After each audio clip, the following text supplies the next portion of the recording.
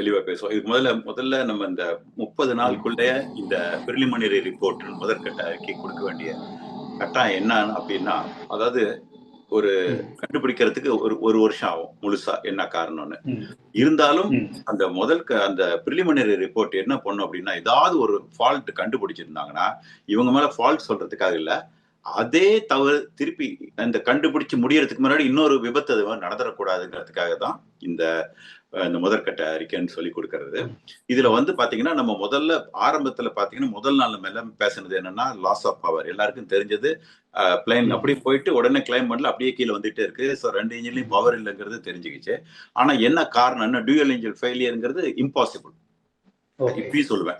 அது ஏன்னா அது இதுக்கும் அதுக்கும் சம்பந்தமே இல்லை. 2 செப்பரேட் இன்ஜின், ஒரே ஒரு காமனாலிட்டி ஃபியூயல் மட்டும்தான், மற்ற எதுவுமே இல்லை. அதுவும் இப்ப நம்ம சேஃபா தான் எல்லாம் செக் பண்ணி கண்ட்ரோல் பண்ணி தான் பண்ணிட்டு இருக்காங்க.